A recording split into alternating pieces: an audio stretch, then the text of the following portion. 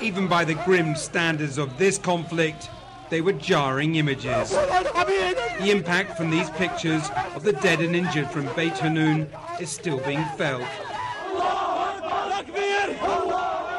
The Palestinians claim this was a calculated and deliberate crime, a massacre. Beit Hanoun is their new rallying cry.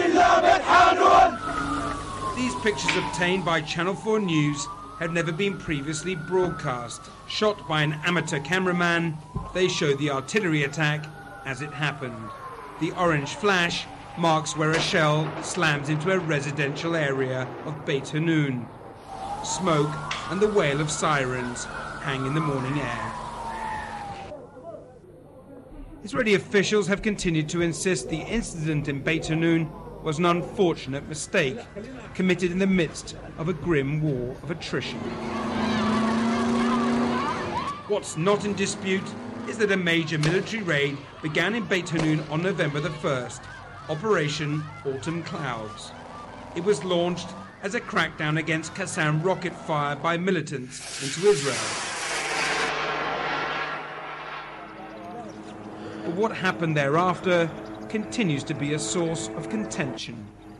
So Channel 4 News has returned to Beit Hanoun to try to piece together those events. Hello, good to meet you. Our visit coincided with one by United Nations delegation.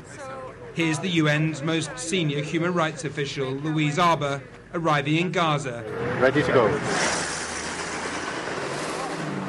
The battered inhabitants of Beit Hanoun look on with indifference as the UN convoy rolls in. Her first stop, the area around the mosque, the focus of clashes between Israeli soldiers and militants during the first week of November. This was the scene outside the mosque. 2 Palestinian women were killed and several wounded while acting as human shields for militants fleeing an Israeli siege. The Israeli military claims militants tried to escape, disguised in women's clothes. The operation continued until November the 7th, when Israeli troops withdrew. More than 50 Palestinians were already dead, many of them civilians. But the notorious incident in Beit Hanoun that has spurred calls for an international investigation was still a few hours away. It happened the next morning on this street in Beit Hanoun. At least 23 Palestinian civilians were killed and more than 40 wounded in these buildings, almost all from the same family. Grief still runs deep. As Miss Arbour was guided around the house, the residents told her they were certain they had been intentionally targeted, pointing out that Israeli soldiers had been in the buildings in the days before the artillery attack. They say they knew what they were hitting. The IDF during the invasion enter their house, they count them, they know everything about the family. They know who's there. They know. It's this kind of evidence that any international investigation will need to explore. But as Miss Arbour made her way from the scene, this survivor protested that he had little faith in any UN inquiry. Hussein al-Athamna, a gynecologist, and his son were injured in the shelling when their house was hit. He showed us a hole in his roof and extensive damage all around the house. The explosions and where they came from tell their own story. They clearly came from different directions. He's not alone in this view. This woman had the sensation that the shells were following them as they tried to flee. The first bomb hit here in the front of the house, and then people ran out to the street, and the second bomb hit the street. Whatever direction we ran, it was like we were being watched. Up on the roof of the building, her son Ibrahim says he could hear Israel's unmanned drone aircraft above them on that fateful morning. Look, they can see everything going on.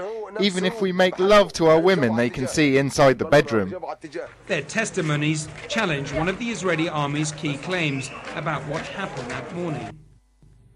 An Israeli army spokesman told Channel 4 News that a single artillery cannon fired 12 shells into the area, aiming at a target 500 meters away from the houses. That the intended target was to deter a team of Qassem rocket launchers who had fired from the area into Israel the previous day, and that the howitzer gun erroneously fired into the buildings because of a computer glitch, so the shells strayed from their intended target. But the residents refute these claims, including Hayat, who lost 3 of her young children. The artillery fire, she pointed out, continued for half an hour. If it had been 1 or 2 shells that hit us, then maybe they could claim it was a mistake, but there were many shells coming from different directions. What they say is a lie. One of the biggest unanswered questions is how the Israelis could not have seen they were hitting residential buildings over a period of 30 minutes. From the roof of Hayat's house, Israeli border observation positions are clearly very close. When we put this to the IDF, they said their observation positions were too busy searching for Qassem rocket fire and saw nothing.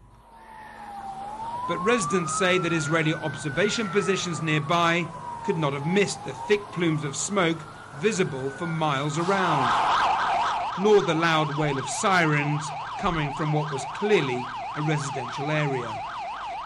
None of this evidence will be considered by an Israeli army probe, which, like previous ones, will deal only with military sources.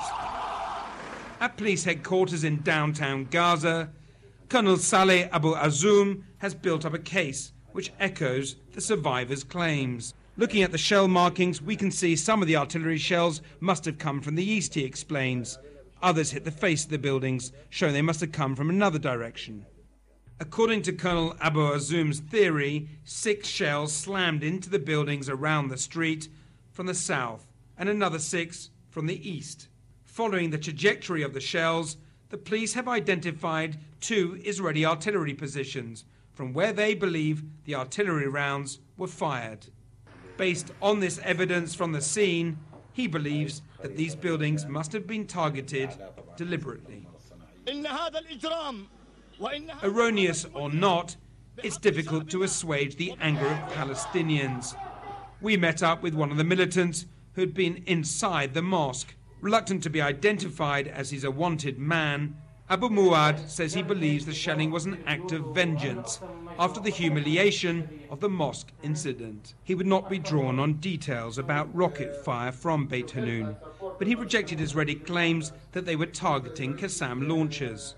In the days before the massacre, Beit Hanoun was locked down. No one could fire Qassem rockets. They're lying when they say Qassems were fired from near those buildings. They have a new strategy to terrify the civilians of Beit Hanoun, clear their houses and take over the area.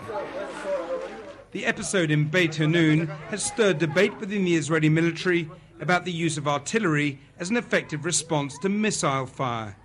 Even though 15,000 artillery rounds have been fired into Gaza over the past year, they've failed to stop the Qassems, which are routinely launched into towns like Sderot. And senior military officers have even publicly conceded that artillery fire does not deter Qassem rockets. For now, the Israeli army has stopped its artillery fire into Gaza, but residents of Beit Hanoun have scant hope this will last, and they still have little faith an investigation will provide the justice and security that they long for. Inigo Gilmore, Channel 4 News, Beit Hanoun.